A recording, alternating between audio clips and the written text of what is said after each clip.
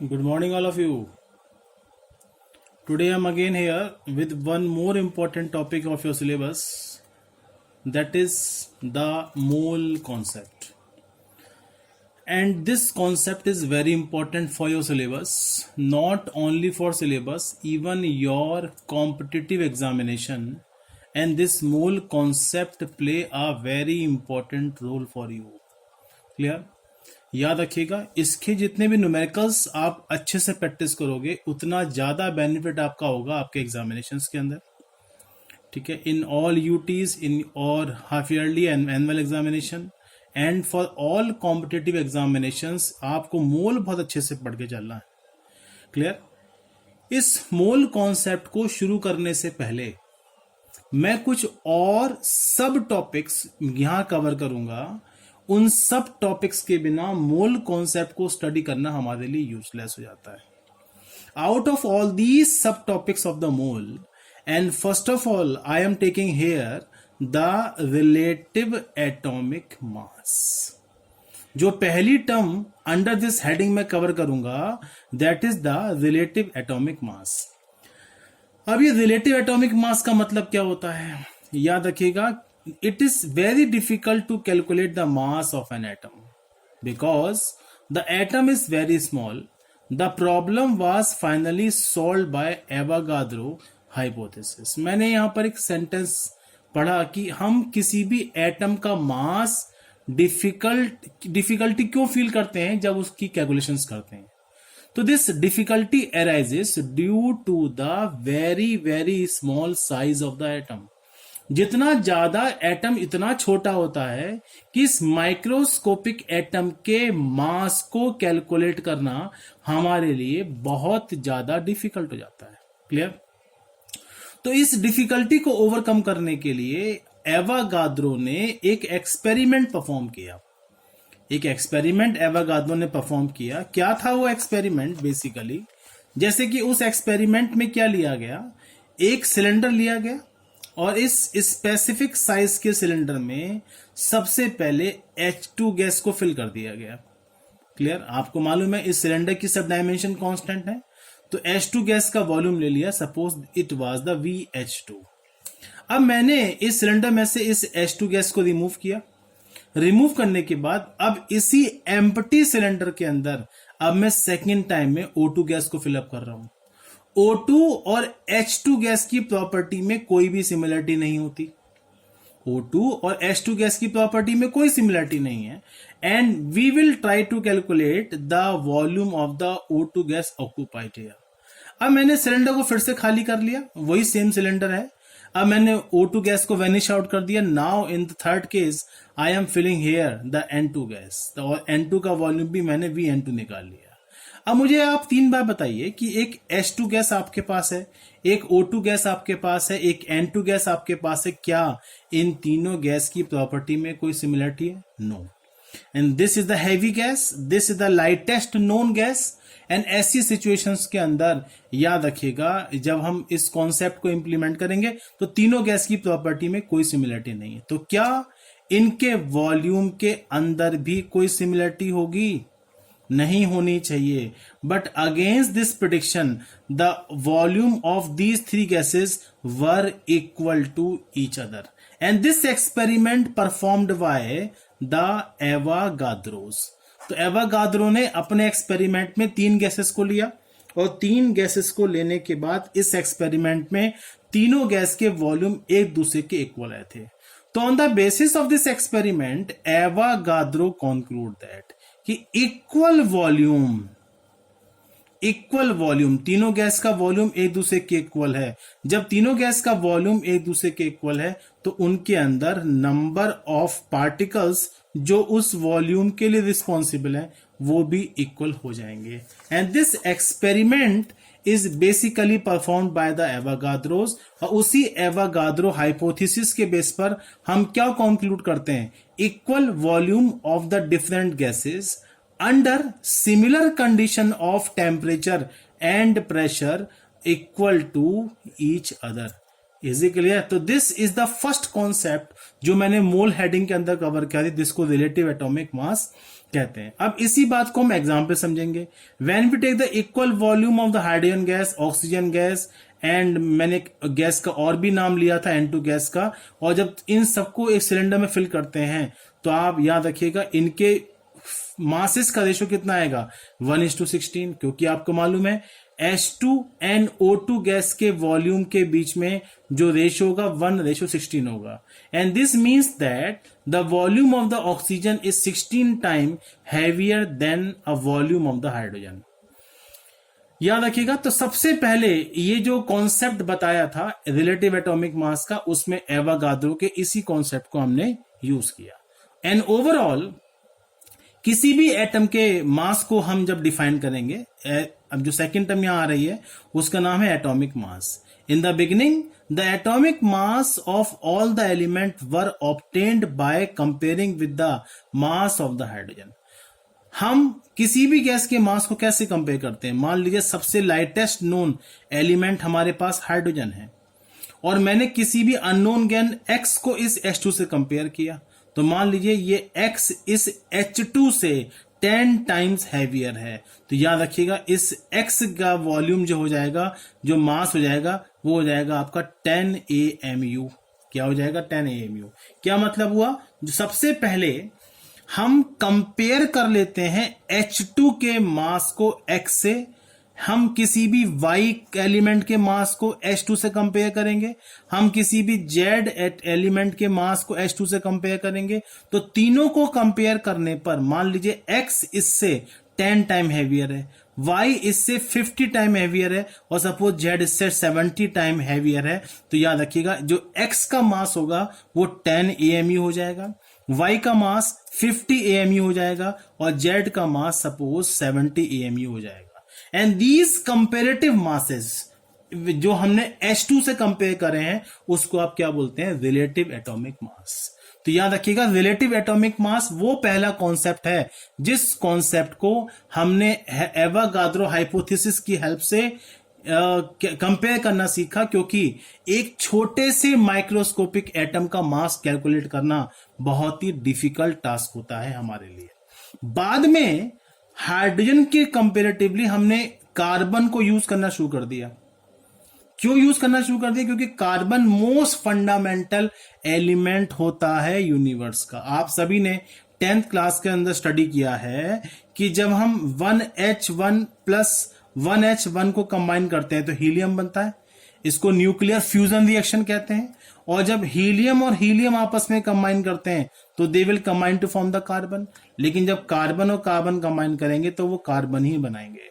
इसका मतलब किसी भी एलिमेंट का ट्रांसफॉर्मेशन कार्बन से बियॉन्ड नहीं जा सकता, and so this carbon is considered as the most fundamental element. That's why हम किसी भी एलिमेंट के एटॉमिक मास को जब कंपेयर करते हैं तो बजाय हाइड्रोजन के, बजाय ऑक्सीजन के, हमने कार्बन को यूज करना शुरू कर दिया। तो सारे के सारे रिलेटिव एटॉमिक मास जो हम आज यूज कर रहे हैं वो कार्बन 12 के कंपेरेटिव वैल्यू होते हैं। क्लियर?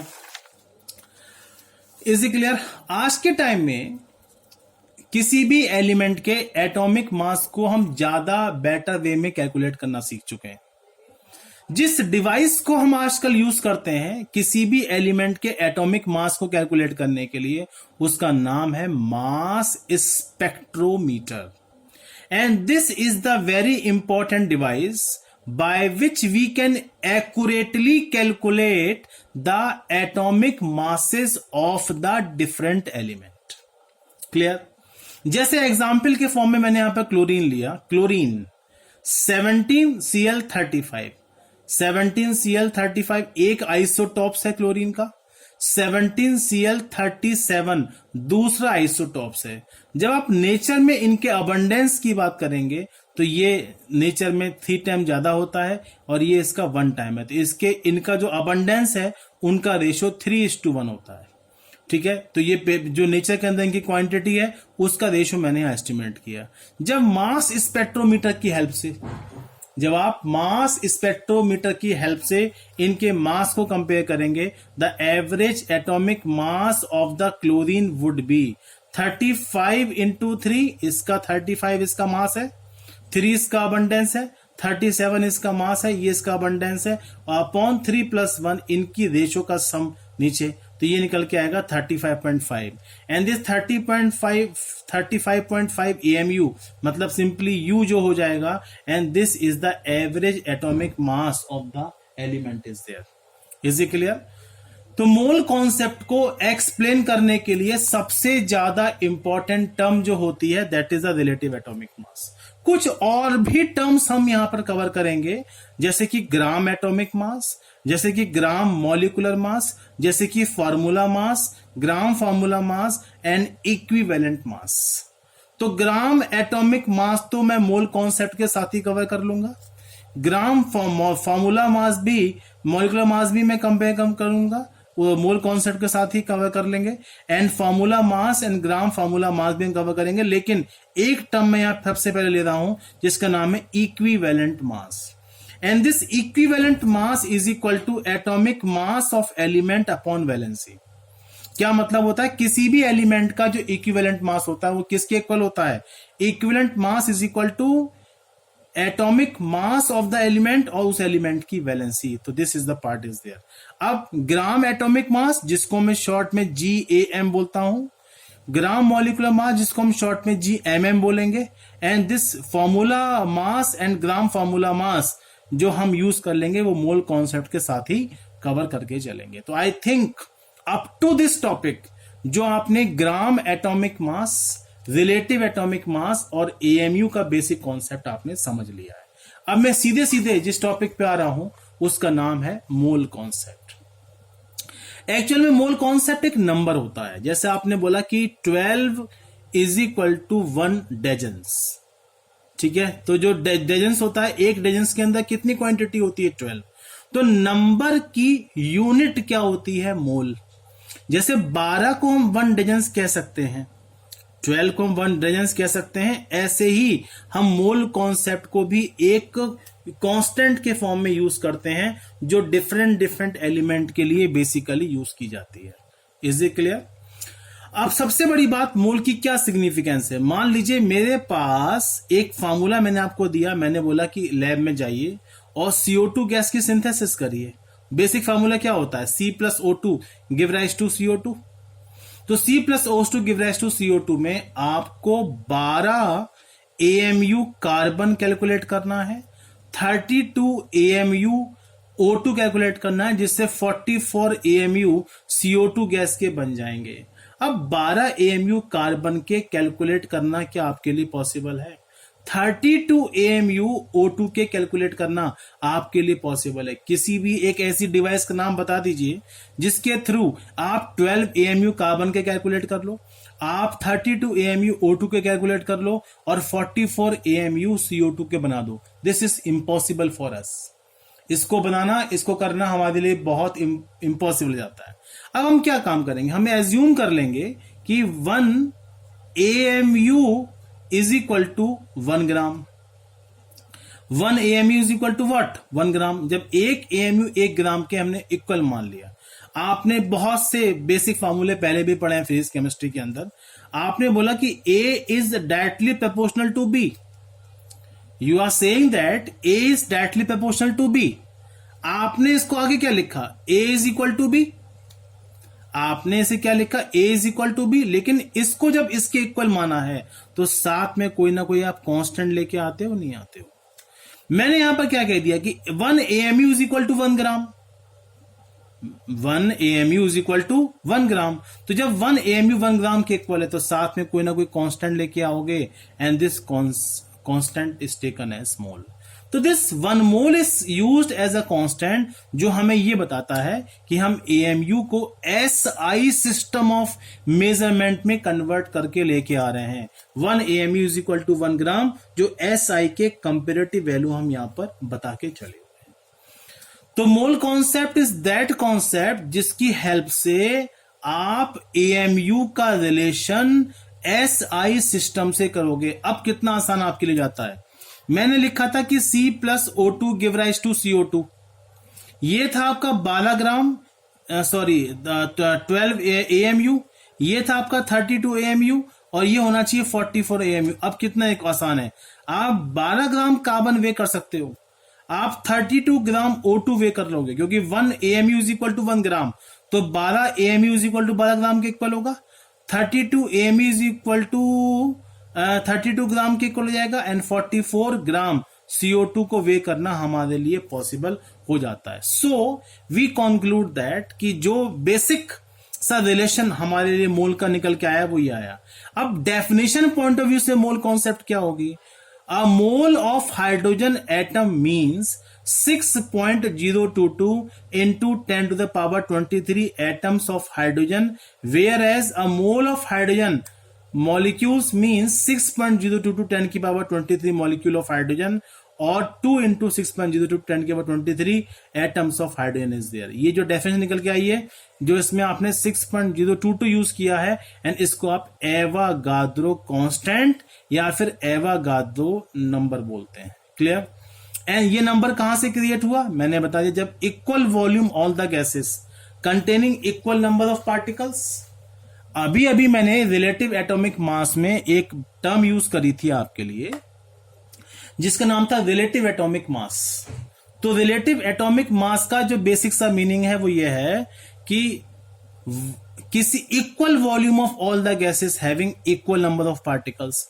जब गैस का वॉल्यूम इक्वल है तो उसमें नंबर ऑफ पार्टिकल्स भी इक्वल होंगे, और उन पार्टिकल्स का जो नंबर निकल के आता है वो कितना आता है? 6.022137 इंटू 10 की पावर 23।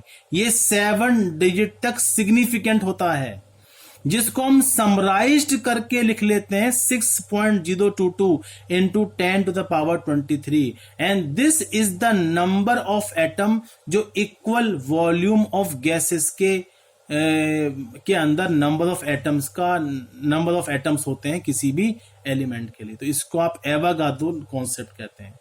इसी मोल को आगे मैं अगर एक्सटेंड करता हूं तो क्या निकल के आएगा? 1 mole is equal to gram atomic mass. 1 mole is equal to gram atomic mass. मैंने क्या होता है ग्राम एटॉमिक मास? जब आपने बोला 12 AMU ऑफ कार्बन, इसका मतलब 12 ग्राम ऑफ कार्बन, ये एटॉमिक मास था। इसी एटॉमिक मास को आप ग्राम में लिख रहे हो तो इसे क्या बोलेंगे? ग्राम एटॉमिक मास।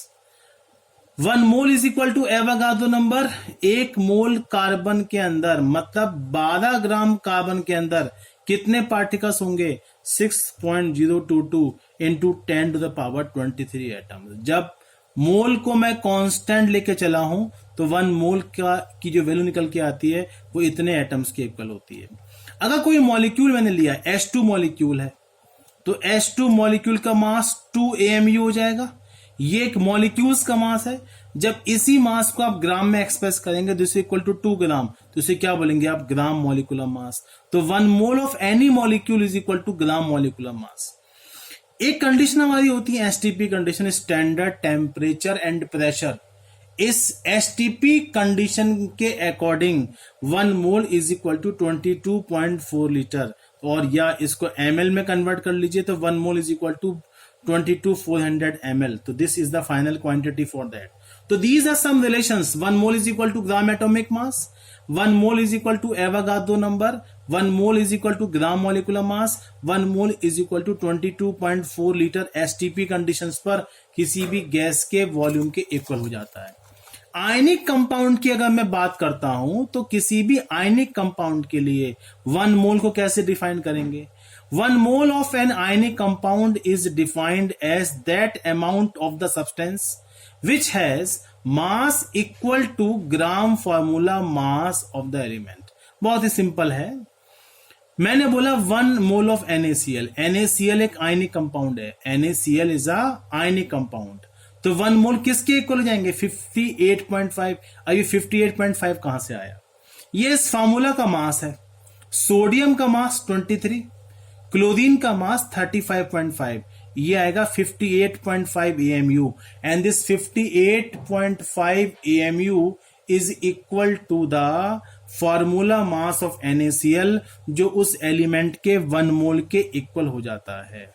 ठीक है, अब आता है एसआई डेफिनेशन मोल की क्या होती है, हमें जाननी चाहिए डेफिनेशन, हालांकि कोई बहुत बड़ा रोल इस डेफिनेशंस का नहीं है। न्यूमेरिकल्स करने के लिए आपको ये रिलेशंस याद रखने, जितने ये रिलेशंस मैंने आपको बता दिए हैं, ये सब रिलेशंस आपको अच्छी तरीके से करके चलना है।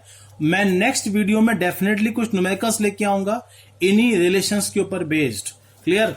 अब एसआई डेफिनेशन मोल की क्या होती है? A mole is that amount of the substance, a mole is that amount of substance which contains as many elementary entities, many elementary entities as there are atoms in exactly 0.012 kg of the carbon 12 isotopes। Entities का मतलब क्या होता है? Entities का मतलब होता है any defined particles. Any defined particles को आप एंटाइटीज कहते हो। And these defined particles may be ions, these defined particles may be atom, these defined particles may be molecule, और कोई रिलेटिव इंटरमीडिएट भी हो सकता है। कोई भी पार्टिकल जिसकी डेफिनेशन पॉसिबल है, जिसकी प्रॉपर्टीज हमको पता हो, आप उनको एंटाइटीज कह सकते हैं। एंड ये एंटाइटीज चाहे एटम के फॉर्म में हो, ये एंटाइटीज चाहे मॉलिक्यूल्स के फॉर्म में हो, and these entities may be present in a form of these ions. तो याद रखिएगा, ये भी हमारे लिए एक इंपॉर्टेंट रिलेशंस हो जाता है। ठीक है, तो बेसिकली ये कुछ इंपॉर्टेंट पॉइंट मैंने यहां पर मोल कॉन्सेप्ट के बारे में आपको बता दिया। अब किन किन जगह हमारी मोल कॉन्सेप्ट इंपॉर्टेंट हो जाती है, मैं स्टार्टिंग से आपको एक बात बता रहा हूं, इन द कैलकुलेशंस ऑफ न्यूमेरिकल्स। क्योंकि एटम की वैल्यूज का जो एस्टिमेशन होता है वो तो एएमयू में होता है, और हम नॉर्मल लाइफ में जो मेजरमेंट करते हैं वो एसआई सिस्टम के अंदर करते हैं। तो इस एएमयू का एसआई से कोई रिलेशन है? इन दोनों को कोरिलेट करने के लिए मैं जिस कॉन्सेप्ट को यूज करता हूं, मैं उसको क्या बोलूंगा? One mole. इन दोनों को कोरिलेट करने के लिए जिस कॉन्सेप्ट को मैं यूज करूंगा उसे क्या बोलेंगे? मैं दैट इज मोल। मैंने आपको बता दिया पहले, जैसे 12 ग्राम कार्बन, जो 12 एएमयू कार्बन था उसको मैंने 12 ग्राम कहा था। किस बेस पे इनको कोरिलेट कर दिया? क्योंकि मैंने बोला था कि A is directly proportional to B, तो A is equal to B, साथ में कोई ना कोई कांस्टेंट। ऐसे मैंने बोला कि 1 एएमयू इज इक्वल टू 1 ग्राम, कोई ना कोई कांस्टेंट तो लेके आओगे, क्या नाम होगा उस कांस्टेंट का? मोल। तो in the calculations of numericals, and this is very important for us to find the relation between the AMU and the SI system. मैंने डिस्कस कर ही लिया इस पॉइंट को अभी। To find the relation between the AMU and SI system of measurement, इनको correlate करने के लिए मोल को यूज करते हैं। In the calculations of the size of the individual atom और molecule assuming them to be spherical. तो एक स्फेरिकल साइज के एटम को, एटम की डायमेंशंस को पता करने के लिए बहुत जल्दी हम ये टॉपिक चैप्टर 2 में कवर कर लेंगे कि how these mole concept is useful for the calculation of the size of the individual atom और molecule assuming them to be spherical. तो कोई भी स्फेरिकल साइज के एटम्स के लिए ये मोल कॉन्सेप्ट किस तरीके से इंपॉर्टेंट है, ये भी पार्ट आपको कवर करके चलना है। Is it clear? थोड़ा सा रिकॉल कर लीजिएगा। तो रिकॉलिंग के लिए मैं जो कॉन्सेप्ट बता रहा हूं, mole concept, how this mole concept is important for अस। मैंने सबसे पहले इसमें रिलेटिव एटॉमिक मास को बता दिया। रिलेटिव एटॉमिक मास के साथ साथ मैंने एवोगाड्रो कॉन्सेप्ट का जिक्र किया। एवोगाड्रो कॉन्सेप्ट का मतलब हो जाता है जिसके बेस पर हमने क्या बताया कि equal volume of all the gases having equal number of particle. एक सिलेंडर में अलग अलग गैसेस को भरिए और उनका वॉल्यूम एस्टिमेट कर लीजिए, और उनके जो वॉल्यूम की क्वांटिटी जब एक दूसरे के इक्वल आएगी तो इसका मतलब उनके अंदर के पार्टिकल्स का नंबर भी एक दूसरे के इक्वली तो होगा। तो इसका मतलब equal volume of all the gases having equal number of particle, जिसके बेस पर हमने एक नंबर क्रिएट किया जिसको आप एवोगाड्रो कांस्टेंट बोलते हो, एवोगाड्रो नंबर कहते हो, जिसकी वैल्यू होती है 6.022137 into 10 to the power 23, and this is a important जो हमारे नंबर याद रखिएगा। तो Avogadro number is equal to इतना, ये आपको मैंने बता दिया। दूसरा पार्ट मैंने बताया कुछ मोल रिलेशंस, जैसे कि सेकंड जो पार्ट बताया मैंने, सम इंपॉर्टेंट टर्म जो मोल कॉन्सेप्ट में आनी चाहिए, एक ग्राम एटॉमिक मास, ग्राम मॉलिक्यूलर मास, फार्मूला मास, ये एन इक्विवेलेंट मास। ये आप बहुत जल्दी नॉर्मेलिटी में यूज करेंगे। एक टर्म आएगी हमारी नॉर्मेलिटी, उस नॉर्मेलिटी टर्म्स में आप इसको वाइडली यूज करेंगे। मैं बहुत जल्दी इस टॉपिक को कवर करूंगा। अब आता है मोल कॉन्सेप्ट क्या है। मोल एक कांस्टेंट की तरह होता है, मोल एक नंबर होता है, या नंबर की क्वांटिटी या नंबर की यूनिट एक मोल होती है, एंड 1 मोल की क्वांटिटी मैंने आपको बता दिया, ठीक है। इसके अलावा कुछ मोल रिलेशंस बताए मैंने। 1 mole is equal to gram atomic mass, 1 mole is equal to Avogadro number, 1 mole is equal to gram molecular mass, 1 mole is equal to and 22.4 litre. तो ये भी हमारे लिए मोल कॉन्सेप्ट की तरह इंपॉर्टेंट हो जाता है, ठीक है। आयनिक कंपाउंड के लिए क्या होता है 1 मोल, उसका फार्मूला मास। आयनिक कंपाउंड के लिए this equal to their formula mass. और SI definition of the mole मैंने बता दी, कार्बन 12 के कंपेरेटिव वैल्यू होती है। किसी भी स्पेसिफिक एंटाइटीज के लिए हम इस मोल कॉन्सेप्ट को पर्टिकुलरली यूज कर लेते हैं, ठीक है। और लास्ट में हमारी मोल कैलकुलेशंस जो मैंने आपको यहां पर बता दी। Thank you.